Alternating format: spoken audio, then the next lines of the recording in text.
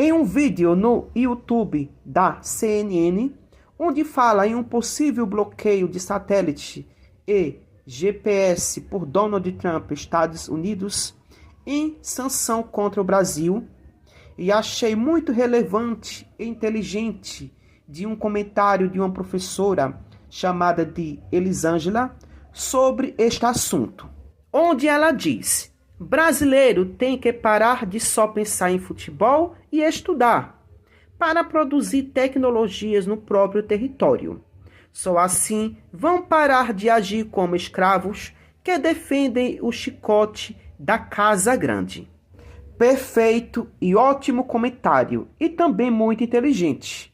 Mas só que faltou dois problemas seríssimos no Brasil, que retarda e aliena o povo brasileiro. É a política e a religião. Esses dois fatores são decisivos para o bloqueio e a decadência do desenvolvimento do país, tanto intelectual como econômico, tecnológico e científico. Porque, veja, um país totalmente dominado pela religião e pela politicagem esquizofrênica e psicopata, como uma sociedade dessa vai se desenvolver? Onde somos escravos pela ignorância religiosa e pela ignorância política, da politicagem.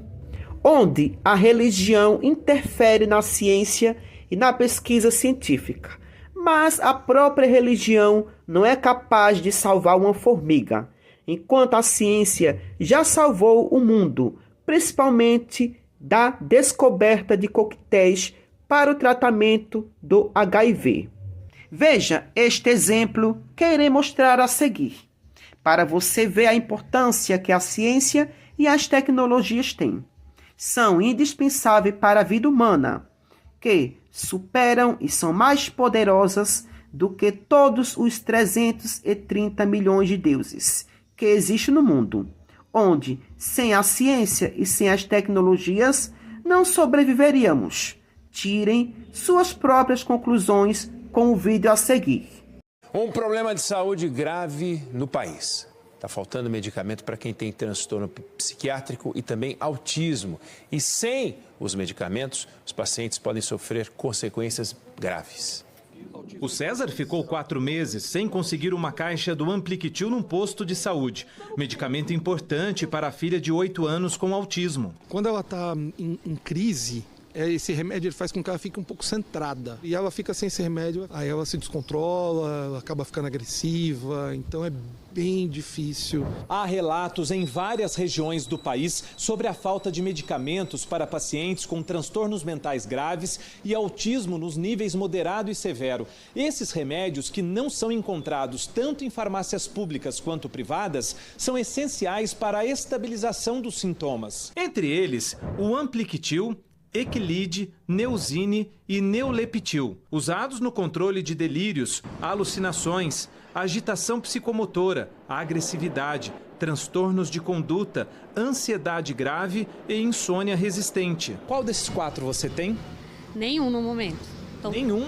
Todos em falta. Tem pelo menos uns 3, 4 meses que a gente não tem abastecimento desses medicamentos. A interrupção repentina do uso pode levar a recaídas, internações psiquiátricas, perda de controle sobre sintomas estabilizados e maior risco de comportamentos agressivos. Às vezes troca por uma medicação que possa ser similar, só que não tem a mesma resposta terapêutica. Então vai ter um processo, às vezes todo o processo de anos que ele conseguiu para estabilização vai ter que recomeçar. Isso causa sofrimento para a família, para o paciente, né? No ano passado, a farmacêutica Sanofi transferiu os registros da produção para a Blanver, representante da Neurax Farm, no Brasil. A Blanver informou que teve um problema pontual na fabricação do medicamento Neuzine, o que gerou escassez, mas que a distribuição está sendo normalizada. No caso do Equilide e do Neuleptil, a farmacêutica disse não ter recebido comunicação de desabastecimento desde a transição do registro. Já o Ampliquitil, remédio que a filha do César depende, teve a produção interrompida por uma restrição de matéria-prima. A Blanver afirmou que a fabricação deve voltar ao normal a partir de novembro. É bem difícil, é bem frustrante. Segundo a Anvisa, não há como impedir que laboratórios retirem medicamentos do mercado, mas desde abril as empresas são obrigadas a comunicar à agência sobre a descontinuação definitiva ou temporária de produção ou importação de medicamentos. No caso de um imprevisto, a Anvisa precisa ser comunicada até 3 dias depois do problema constatado, o que, de acordo com a Blanver, foi feito. Se não fosse a ciência, hoje o mundo não teria mais ninguém vivo, porque a AIDS era sinônimo de sentença de morte na certa. Ninguém sobreviveria. Faz 40 anos que os brasileiros convivem com a AIDS. Ao longo desse período, muita coisa mudou no enfrentamento da doença. 1983. A AIDS faz a primeira vítima famosa do Brasil, o estilista Marquito. Nesse momento não existe tratamento. O vírus significa sentença de morte. 1985. O Ministério da Saúde cria o Programa Nacional de Controle de Doenças Sexualmente Transmissíveis e AIDS, tornando o HIV oficialmente uma questão de saúde pública. 1991. O SUS começa a distribuir o AZT, o primeiro remédio para o tratamento do HIV. Graças a ele, os doentes ganham algum tempo de sobrevida. 1996. Surge o coquetel anti-AIDS, uma combinação de remédios que finalmente tira do HIV o status de sentença de morte. Quem tem o vírus e se trata, agora não desenvolve a AIDS e pode ter uma vida normal, e sem transmitir o HIV a outras pessoas. Nesse mesmo ano, uma lei do Senado torna obrigatória a distribuição do coquetel pelo SUS a todas as pessoas infectadas. 2012. Os remédios da PrEP, sigla de profilaxia pós-exposição, passam a ser oferecidos pelo SUS à população em qualquer situação de risco. É uma espécie de pílula do dia seguinte. A pessoa que se expôs ao vírus toma a PrEP durante 28 dias e assim não se infecta. 2014. Uma lei do Senado transforma em crime a discriminação de pessoas em razão do vírus HIV. A pena é de até 4 anos de prisão. 2017. O SUS começa a distribuir a PrEP, sigla de profilaxia pré-exposição. Trata-se de um comprimido que é tomado diariamente e evita que a pessoa se infecte com o HIV. A PrEP é um método de prevenção tão eficaz quanto a camisinha. Então, essa chantagem de Donald Trump sobre o Brasil, que pode bloquear tecnologias dos Estados Unidos que utilizamos no Brasil, é uma grande alerta para a sociedade brasileira, onde ela precisa urgentemente largar essas mitologias miseráveis. Esse fanatismo desgraçado por religião e por política, e desenvolver tecnologias dentro do próprio país para o nosso próprio desenvolvimento, sem que estejamos dependentes totalmente de outros países. A gente vê a China, por exemplo, era um país pobre, humilhado, hoje disputa com os Estados Unidos. Dinamarca, por exemplo, Suécia, Suíça, Holanda, Japão, Alemanha, França, Noruega, República Tcheca, Finlândia, Coreia do Sul, dentre outros países ateus que hoje são potências. Enquanto a sociedade brasileira em pleno século XXI ainda continua com o cérebro de um pensamento retrógrado, miserável e perverso lá da Idade Média. Aí eu pergunto, como é que um país desse vai se desenvolver? Nunca na vida. Se a população brasileira não acordar, não deixar esses fanatismos religiosos e políticos e lutarmos por uma única causa, que é a nossa soberania como um país desenvolvido, com educação e saúde de qualidade, e desenvolvermos nossas próprias tecnologias e pararmos de estar rodando em igrejas feito loucos e esquizofrênicos, glorificando a algo que não existe, a uma mitologia que foi implantada, imposta por outros povos através da escravidão e do chicote açoitando nas costas.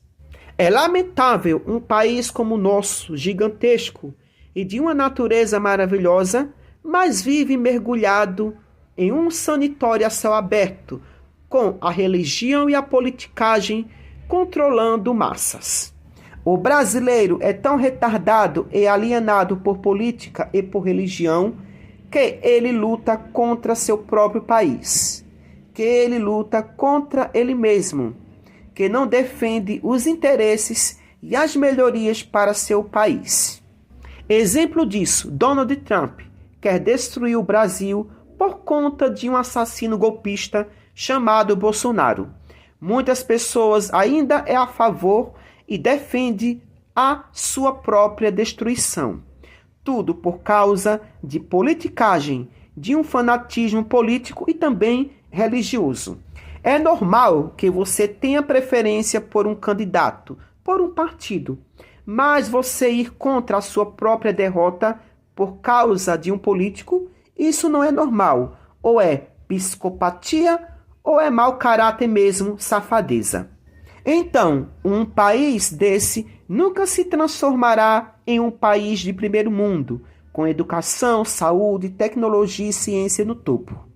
Enquanto a população brasileira não acordar para o mundo da realidade, deixar essas mitologias desgraçadas e essas politicagens doentias de lado, que só atrapalha o desenvolvimento intelectual, cognitivo e estrutural do nosso país, não passamos disso. Sempre vamos ser escravos e chacotas para o mundo dos países desenvolvidos. Porque, veja, todos os países que largam essas mitologias de deuses de lado se desenvolvem intelectualmente, tecnologicamente, cientificamente e economicamente, como também se tornam como os melhores países de se viver.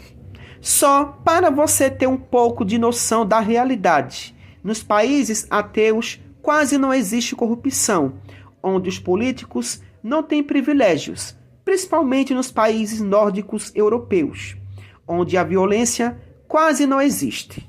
Existem países ateus, por falta de violência, fecharam os presídios. Por quê? Se não tem violência, não tem ninguém para aprender. Nesses países ateus, as pessoas se respeitam, vivem realmente como os seres humanos deveriam viver, o respeito e o amor pelo próximo. Por isso que hoje sou ateu com o maior orgulho do mundo, porque sempre quem causou as guerras em toda a história da humanidade foram os próprios religiosos. Prova viva disso, Gaza, por exemplo, que os palestinos estão sendo dizimados não por ateus, e sim por religiosos, infelizmente. Quem são esses religiosos que está dizimando o povo palestino? São eles, Donald Trump e Netanyahu. Donald Trump é um cristão protestante da igreja presbiteriana e Netanyahu é um judeu, ou seja, do judaísmo. Notícias internacionais agora. Ao menos 32 pessoas que buscavam comida na faixa de Gaza morreram depois de disparos de soldados de Israel. A informação é do Ministério de Saúde da Palestina. Uma testemunha disse que os tiros aconteceram a cerca de 4 quilômetros de um ponto de distribuição de ajuda. Segundo os militares israelenses, os soldados identificaram suspeitos na área de Rafah durante a noite, quando o centro de ajuda não estava funcionando. O exército disse que foram feitos tiros de advertência. A Fundação Humanitária de Gaza reforçou que os relatos indicam que os disparos aconteceram a quilômetros de distância dos centros de distribuição e que os locais estavam fechados, mas moradores de Gaza dizem que precisam chegar horas antes do começo das atividades para terem uma chance de conseguir comida. Só para finalizar e concluir, não adianta os governantes lutar em prol da própria sociedade se a própria sociedade brasileira não faz sua parte. Não colaboram por um Brasil melhor como cidadãos conscientes e racionais.